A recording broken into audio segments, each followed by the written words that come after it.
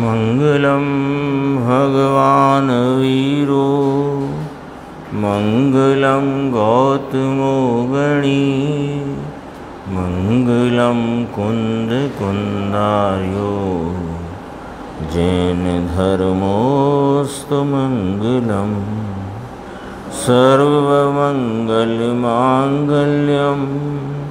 सर्वकल्याणकारकं प्रधानं सर्वधर्माणां जैनं जयतु शासनम्। मैं नमो तीर्थनायक को, नमो ओंकार वाणी को, नमो उन कुंद प्रभु को जिन्होंने ओंकार धारण की।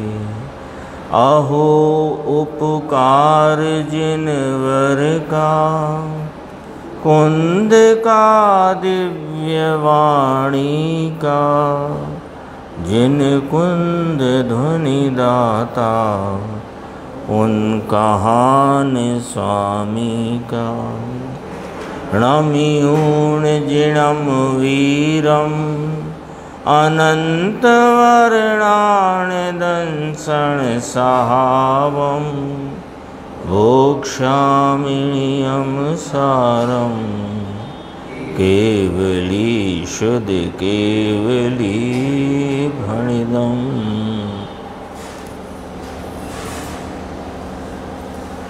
नियम सारदी परमागम ग्रंथ है और इसके निश्चय परम आवश्यक अधिकार की प्रथम गाथा उपरांत जो टीकाकार मुनिराज ने कलश कहा 238, उसकी स्वाध्याय अपन ने कल प्रारंभ की थी।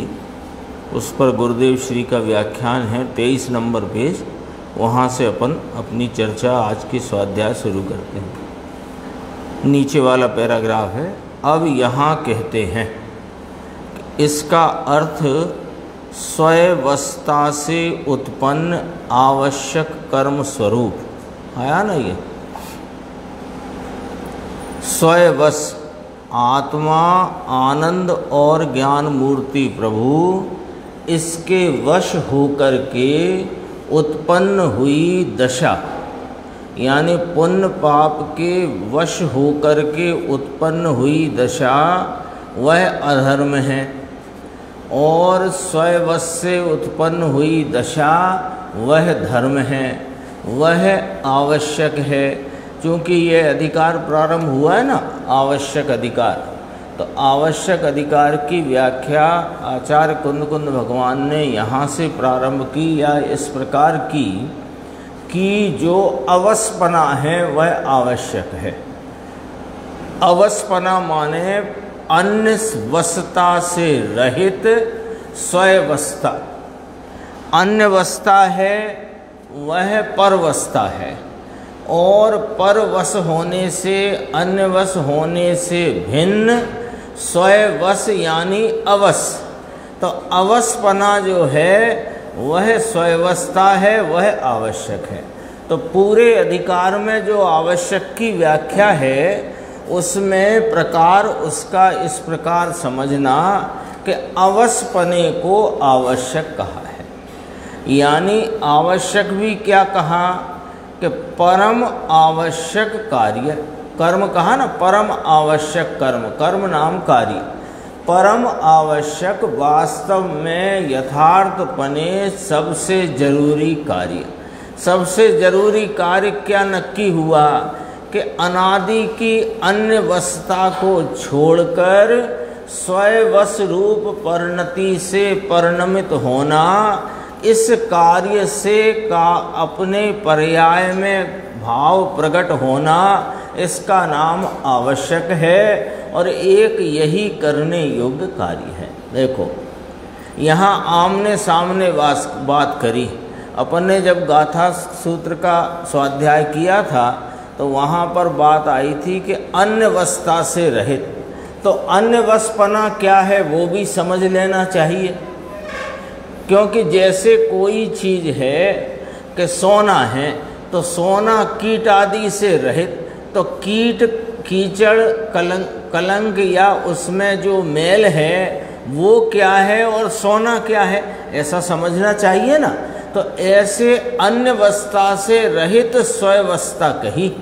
तो अन्यवसपना क्या है और स्वयवसपना क्या है, वो बात यहाँ देखो कि स्वयवस किसको कहा, आत्मा, आनंद और ज्ञान मूर्ति प्रभु, इसके वश होकर के जो दशा उत्पन्न हुई यह स्वयवस दशा है।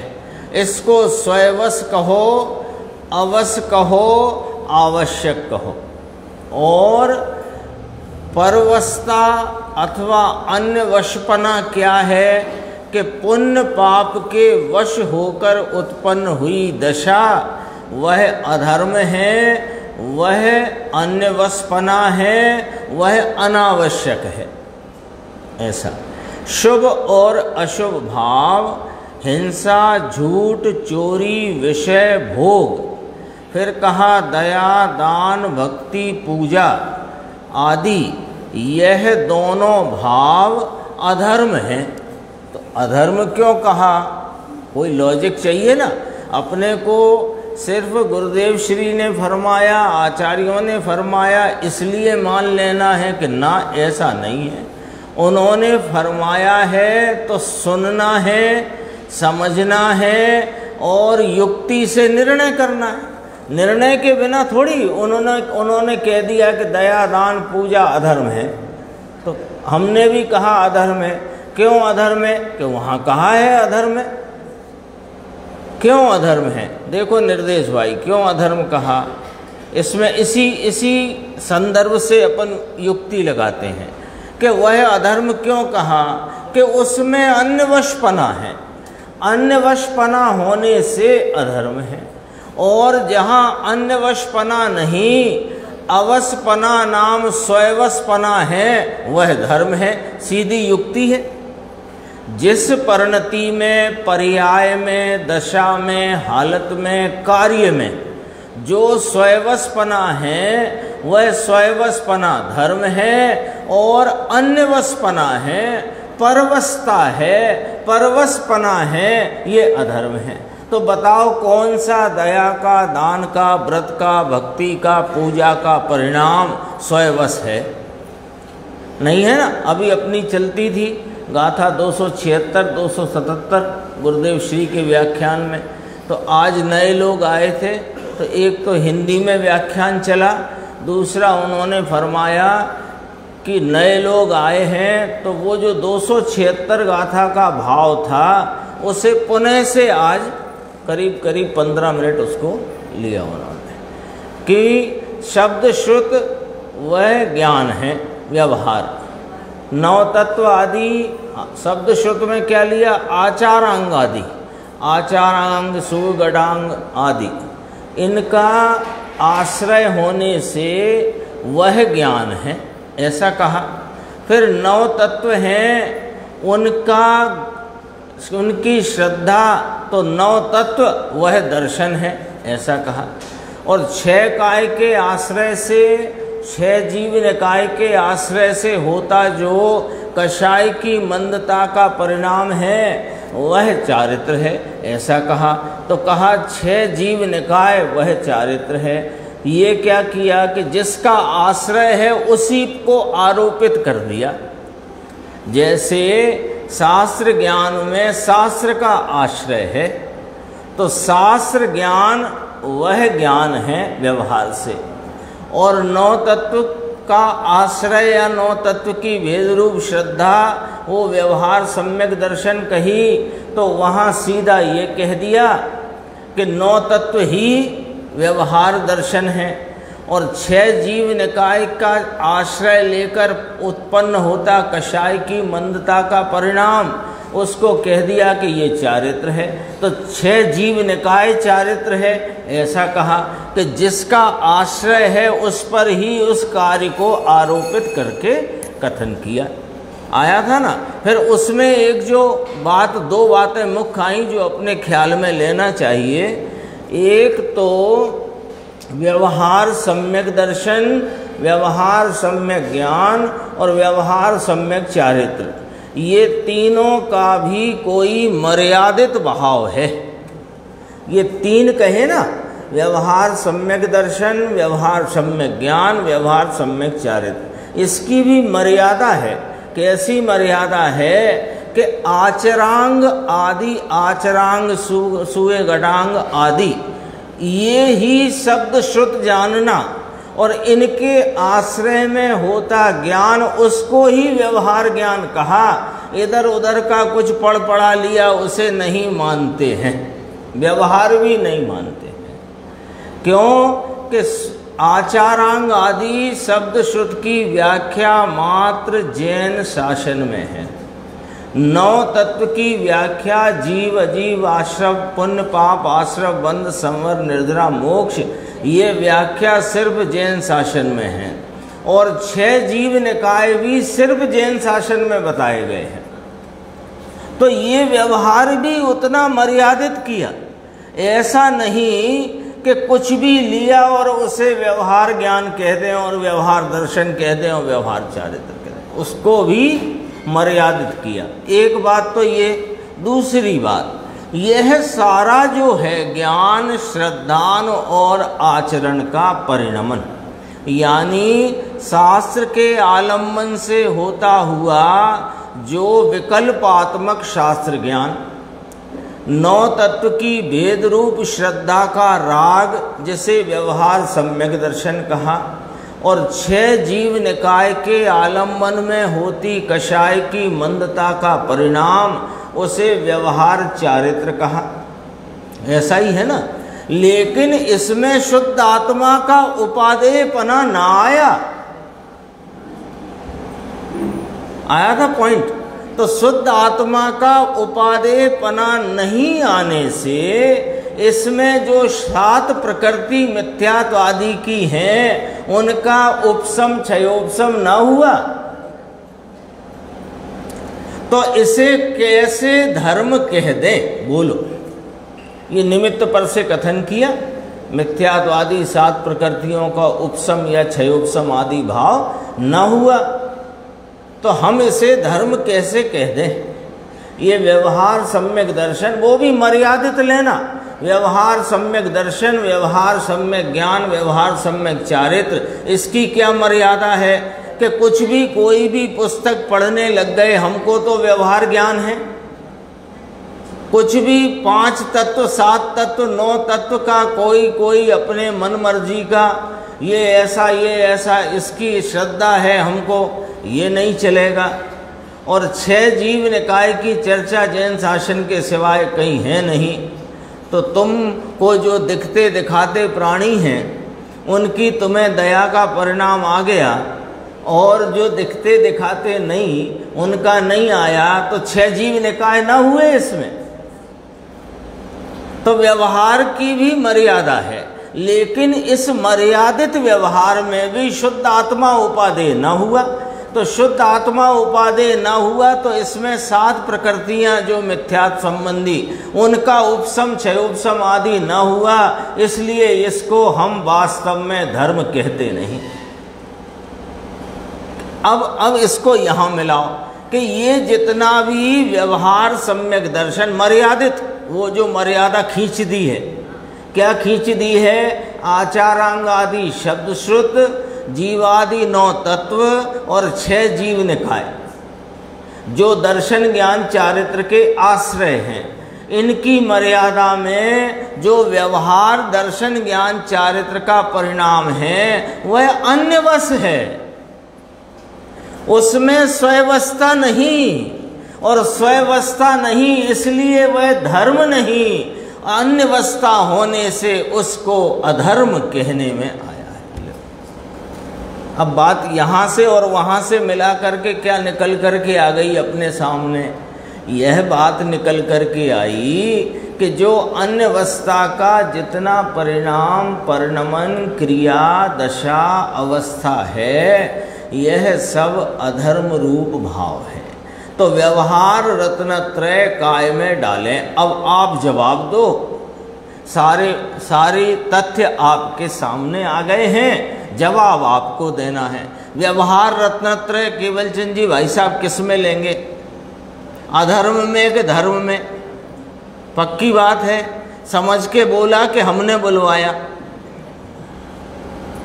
ऐसी बात है। देखो सब लॉजिक से है बात, तो जबरदस्ती का ये गुरुदेव श्री ने बोला है इसलिए नहीं, गुरुदेव श्री ने बोला है तो उसे समझने के लिए पूरी जोर लगाना। आचार्य परमात्मा फरमाते हैं वो हजम नहीं होता है तो उसे हजम करने के लिए जोर लगाना, लेकिन हजम युक्ति से करना। उनने कहा सो नहीं आया ना, आज्ञा प्रधानी और परीक्षा प्रधानी, तो आज्ञा प्रधान पूर्वक परीक्षा प्रधानी होना श्रेष्ठ है। आज्ञा प्रधान नहीं होगे तो किसी की भी बात सुन के परीक्षा करने जाओगे तो परीक्षा भी ना कर पाओगे। सर्वज्ञ भगवान उनकी परंपरा में आया हुआ द्रव्यश्रुत, उसमें कहे गए 6 द्रव्य 9 तत्व 9 पदार्थ 7 तत्व का स्वरूप, उसकी व्याख्या करने वाले जो धर्मात्मा ज्ञानी पुरुष, उनके आलंबन से, उनकी आज्ञा से बात को समझना और परीक्षा करना युक्ति से। ऐसे ही यदि परीक्षा प्रधानी होकर के आज्ञा प्रधानता न रखी और किसी की भी बात कहीं से भी पढ़ ली और उसमें परीक्षा करने चले तो तुम पे है क्या परीक्षा करने?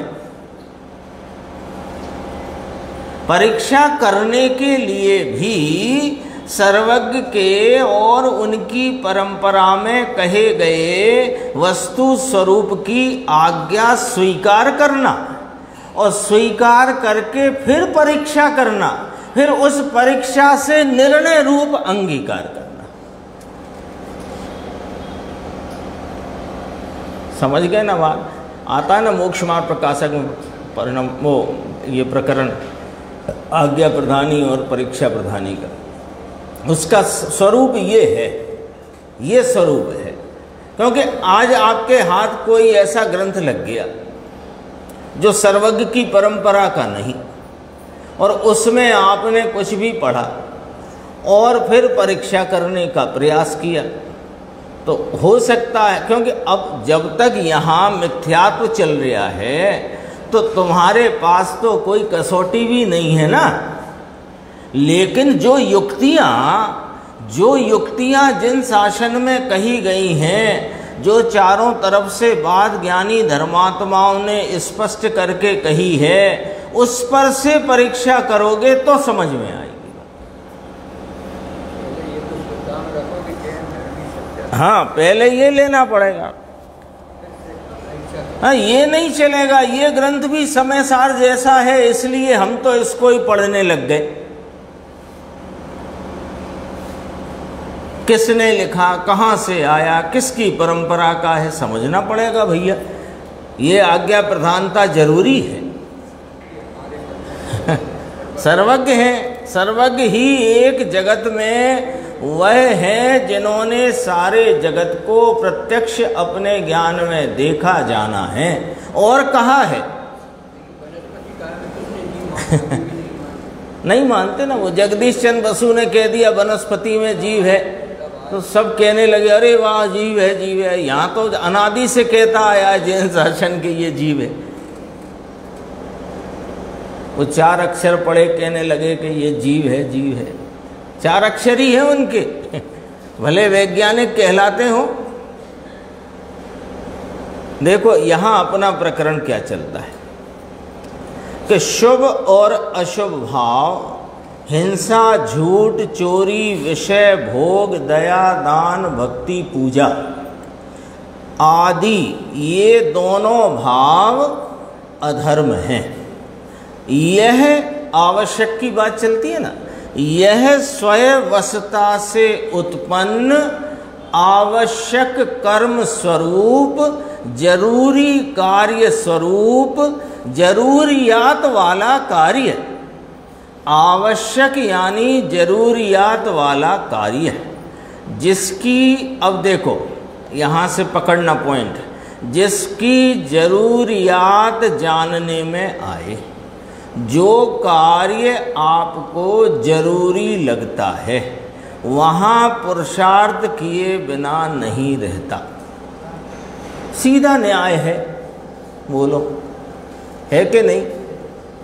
जो काम जरूरी लगे वहाँ पुरुषार्थ किए बिना नहीं रहता। तो रुचि अनुयायी वीर्य चलता है। पुरुषार्थ है वो वीर्य का परिणमन है। वीर्य है ना, तो उसका परिणमन है पुरुषार्थ। तो पुरुषार्थ कहाँ करेगा ये?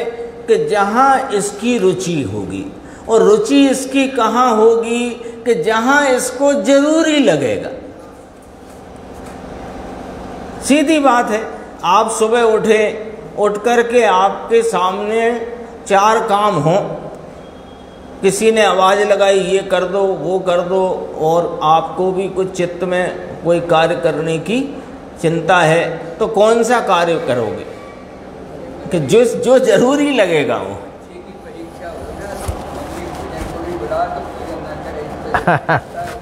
ये जरूरियात है।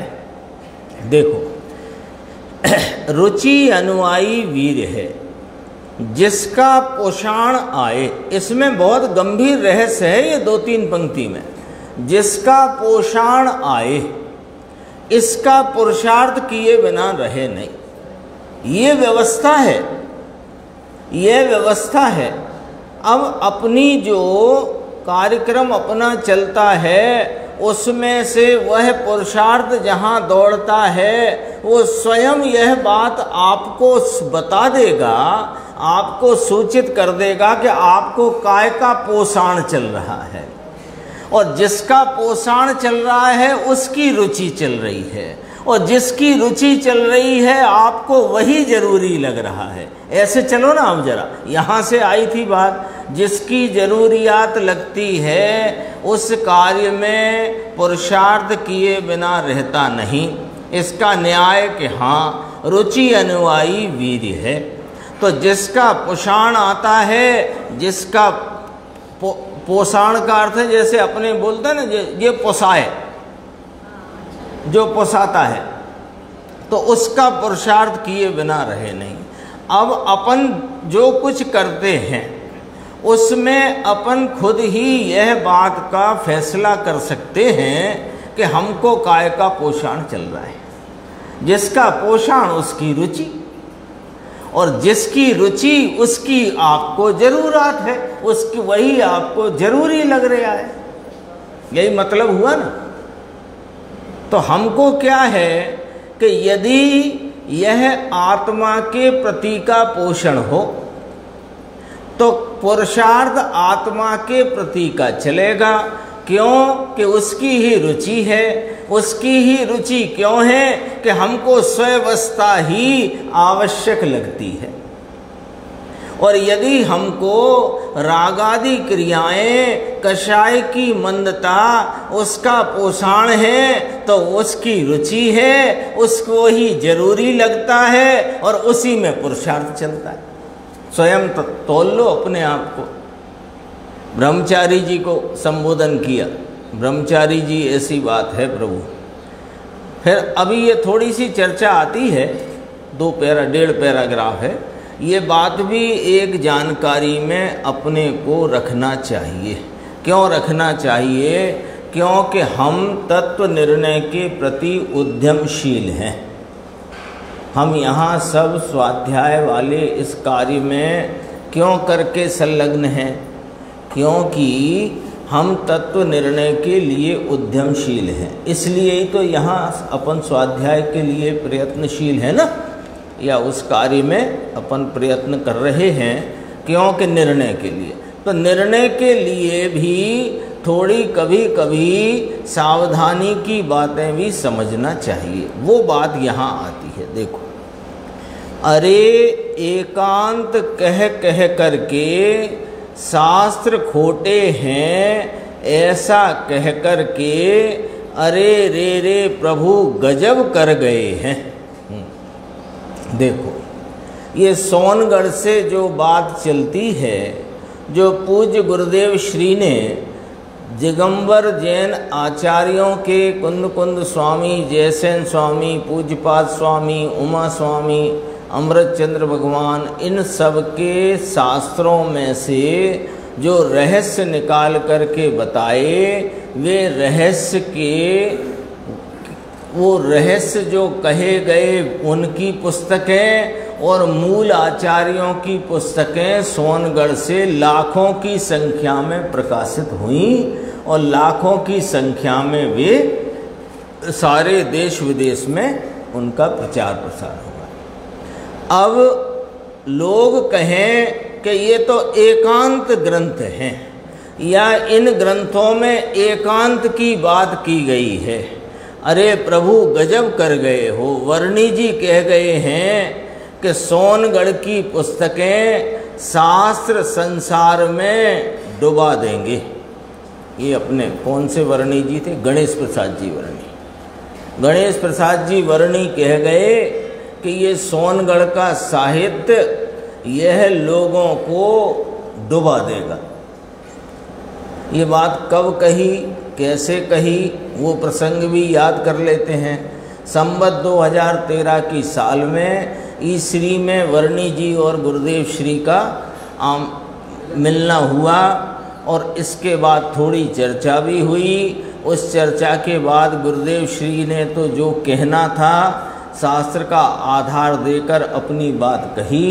फिर गुरुदेव श्री कलकत्ता पहुँचे, वहाँ से ईसरी से, और कलकत्ता में साहू शांति प्रसाद जी के हाथ से गुरुदेव श्री भोजन करते थे सेठ जुगराज जी के घर पे, और वहाँ पर साहू शांति प्रसाद जी पत्र लेकर के पहुँचे और उस पत्र में लिखा था कि यह सोनगढ़ का साहित्य, क्योंकि साहू शांति प्रसाद जी नेता थे उस समय पूरी अखिल भारतीय जैन समाज के, तो उनको लिख कर के दिया कि ये सोनगढ़ का साहित्य लोगों को संसार में डुबा देगा।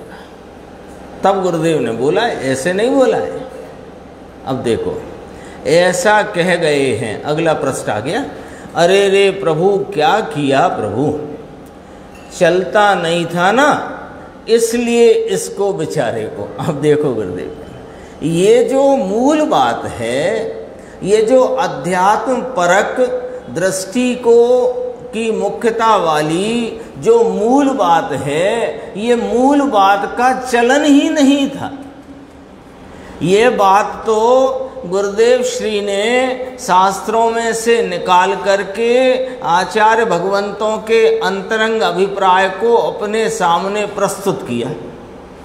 तो वो उन्होंने प्रस्तुत किया तो लोगों को वह हजम क्यों नहीं होता था कि वह सामान्य चलन में बात थी ही नहीं।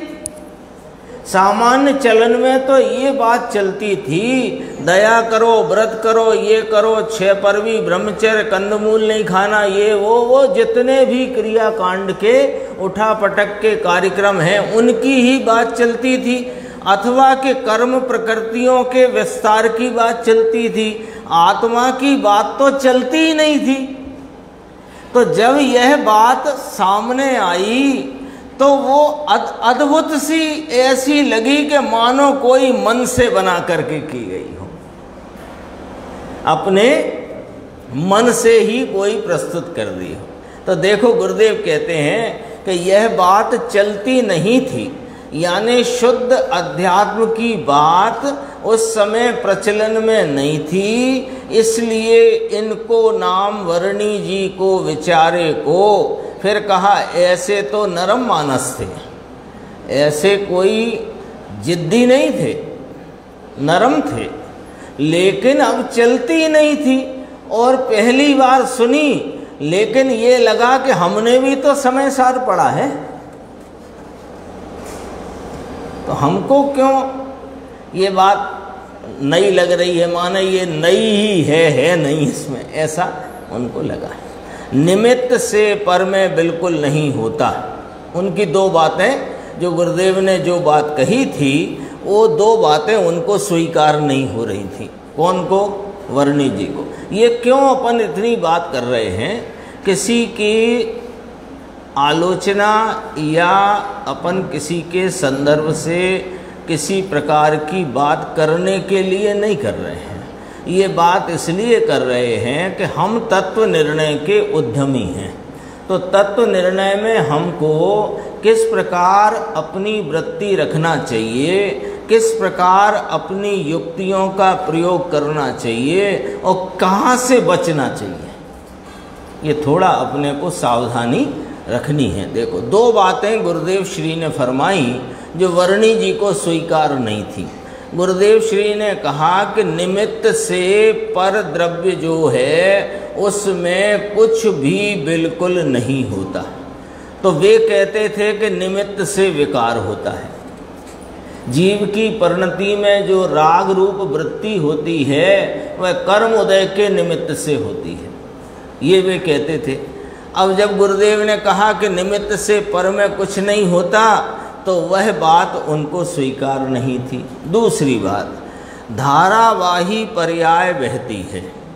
प्रत्येक द्रव्य उसका प्रत्येक परिणमन धारावाही, उत्पाद व उत्पाद व उत्पाद व उत्पाद व, ऐसी एक परिणमन धारा में धारावाही बहता है।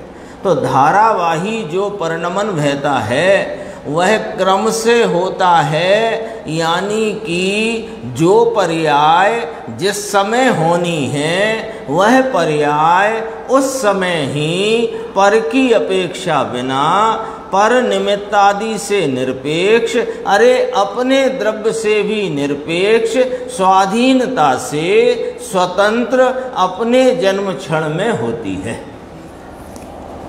तो वे कहें कि ना ना ना, ये जो नियमित का अर्थ है कि क्रम से होती है, एक के बाद एक होती है। अरे एक के बाद एक होती है यह तो ठीक, लेकिन किसके बाद कौन सी होती है कि जो होने योग्य है वह होती है, ये स्वीकारना था। तो बात आई, देखो फिर गुरुदेव ने स्पष्टीकरण जो किया था उसकी बात कहते हैं। निमित्त की पर्याय निमित्त में, उपादान की पर्याय उपादान में। अब अपने सामने प्रश्न रख करके गुरुदेव कहते हैं कौने लईने कौन था, किसके कारण से कौन होती है, तुम ही बताओ, तुम ही बताओ। ये हाथ ऐसे और ये हाथ ऐसे। अब ये एक हाथ का परिणमन और इस हाथ का परिणमन अपने अपने से है, किसके कारण से किसका है सो आप बताओ। तो ऐसे ये निमित्त की पर्याय निमित्त में, उपादान की पर्याय उपादान में, किसके कारण से कौन होए कि ना। तो वे कहे निमित्त से कोई समय होए कोई समय ना होए।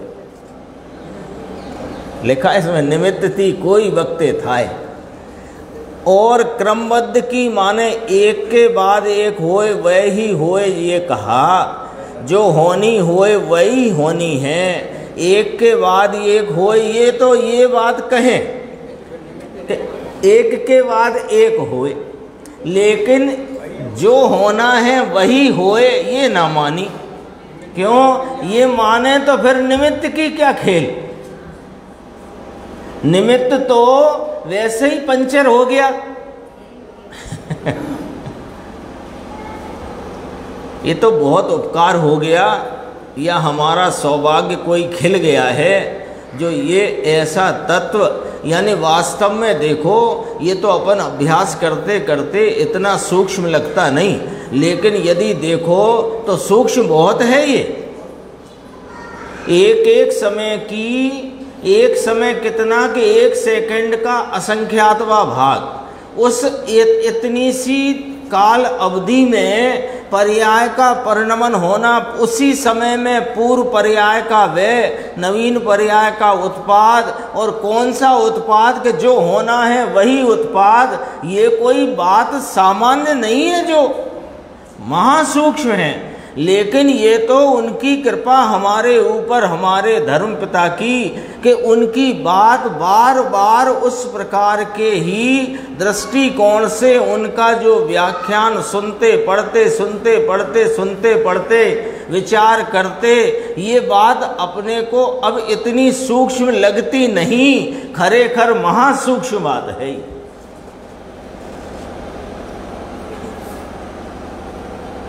अनादि से संयोग से ही देखने की दृष्टि रही है और संयोगी भावों पर दृष्टि रही है, तो उस संयोग से देखने की दृष्टि वाले को, संयोगी भाव में ही रमने जमने वाले को एक शुद्ध आत्मा की बात जो स्वाधीनता का पुंज है, अरे जगत का प्रत्येक द्रव्य ईश्वर है, स्वाधीन है, ये बात किसने बताई कि ये जिनवाणी की बात हमको हमारे धर्म पिता ने बताई। देखो, जो होनी होए वही होनी होए, वो कहें कि एक के बाद एक होती है, भैया ऐसे नहीं, एक के बाद एक होती है, किंतु ये ही होती है, ये वो उनको स्वीकार नहीं था। बड़ी चर्चा चली तो इन्होंने कहा कि सोनगढ़ के सिद्धांत संसार में डुबा देंगे। अरे प्रभु प्रभु, देखो अब क्या कहते हैं। यह तो अब जरा देखना गुरुदेव के अंतरंग का हृदय है, क्योंकि वो थोड़ी सी बात पीड़ाजनक है ना। पीड़ाजनक क्यों है कि किसी के प्रति कुछ कहना पड़े, एक तो यही पीड़ा है, एक तो यही पीड़ा है। दूसरी बात, जो रहस्य हजारों साल पहले आचार्य अमृतचंद्र आदि या जो उनके द्वारा खुल करके सामने आया, यानी 2000 वर्ष पहले इस समय सार, नियम सार आदि ग्रंथों की रचना हुई, फिर 1000 वर्ष बाद उसकी टीका हुई, नियम सार की टीका उसके बाद हुई, तो उस अवधि के बाद बीच में कई विद्वान हुए, धर्मी, ज्ञानी, धर्मात्मा, लेकिन वह बातें इतने प्रचार प्रसार को प्राप्त नहीं हुई जितना गुरुदेव के प्रभावना काल में ये बातें इतनी प्रचार प्रसार को और इस प्रभावना को। दीपचंद जी हुए कासलीवाल, उन्होंने स्वयं लिखा, मेरी बात कोई सुनता नहीं है, मैं लिख के जाता हूँ, कोई भाग्यशाली होगा तो उसके हाथ मिलेगी।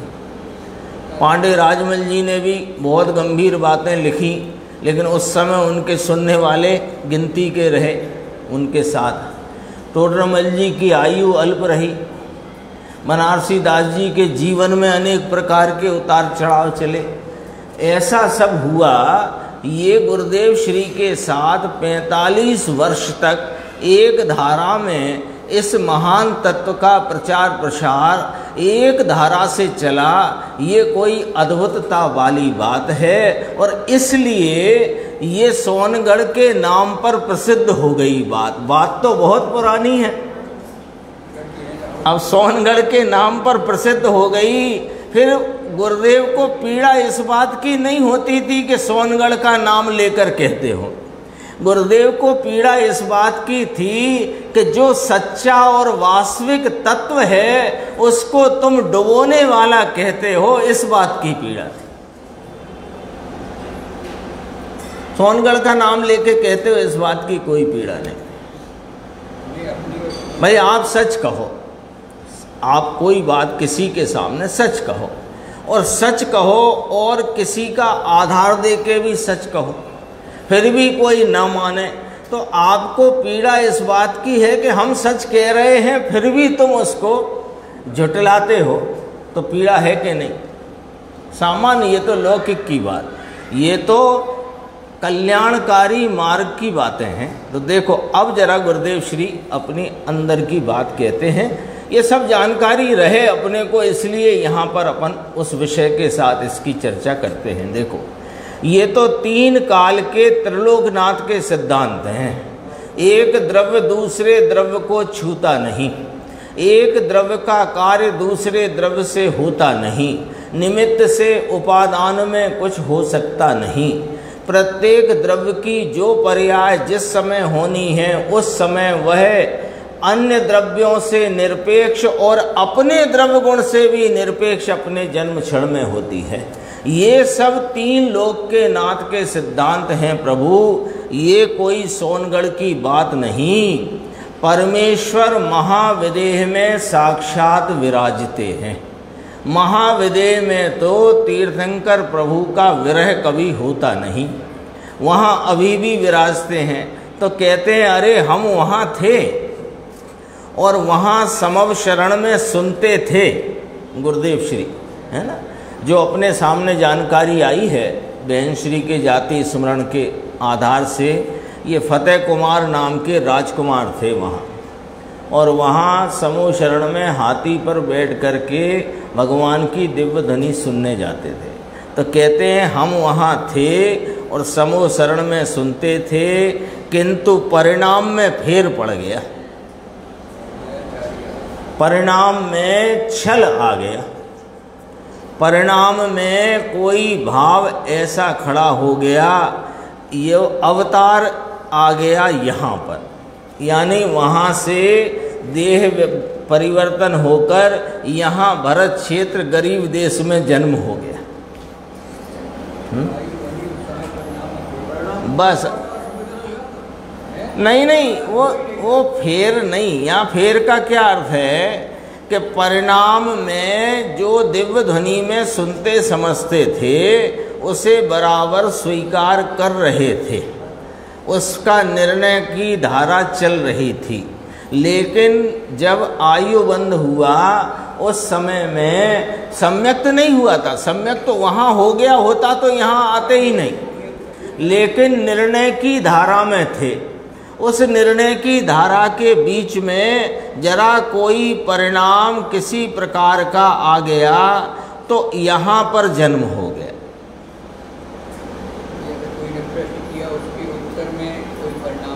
हाँ, ऐसा आ गया, किसी ने कोई प्रश्न किया तो वो प्रश्न का उत्तर जैसा होना चाहिए दिव्य ध्वनि के अनुसार वैसा ना होकर कुछ अपने अनुसार कर दिया, तो वो गड़बड़ हो गई, गड़बड़ ही कहेंगे, वो फेर का मतलब गड़बड़ है। देखो यहाँ मरते, यहाँ आप आ गए, यहाँ मरते परिणाम में जरा फेर पड़ गया।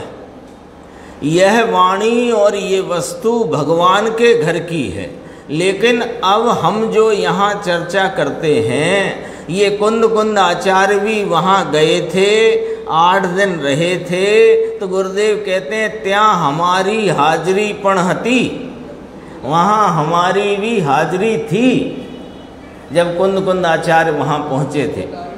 हाँ, तो कहा ये वाणी और वस्तु भगवान के घर की है, लोगों को नई लगती है, नई नहीं है।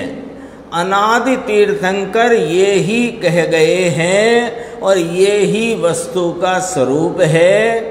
जैन धर्म कोई पक्ष और बाड़ा नहीं, जैन धर्म ये वस्तु जो है इसको जीतना।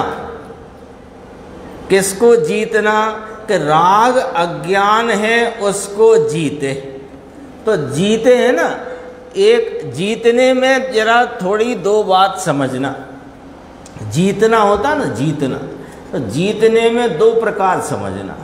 एक तो जिसको हराए उसको जीता, ऐसा कहते हैं। जिसको पराजित किया उसको जीता, ऐसा कहते हैं, एक बात। दूसरी बात, उसको हरा करके जिसे प्राप्त किया उसको जीता, ये भी कहते हैं। जैसे कोई पड़ोसी राज्य की सेना है, उसने आक्रमण किया तो उस सेना को हराया, तो सेना को हराया तो उस सेना को जीता, ये भी कहेंगे। और सेना को हराकर सेना जीती यह कह करके उस राज्य पर अपना कब्जा किया तो उस राज्य को जीता, ये भी कहेंगे। ऐसे ये जैन धर्म है, ये जीत का धर्म है, ये जीतने का धर्म है। जितेंद्रिय नहीं कहते, तो ये जितेंद्रियपना जीतने का कार्य है जैन धर्म। तो किसको जीता? कि अज्ञान और राग को हराया। तो कहा अज्ञान और राग को जीता, और अज्ञान राग को हरा करके मिला क्या? कि अपने अनंत गुण का साम्राज्य तो अपने स्वरूप को जीत लिया, ये भी कहेंगे। अपना ही साम्राज्य प्राप्त हुआ कि नहीं, तो उसे जीता, ऐसा कहते हैं।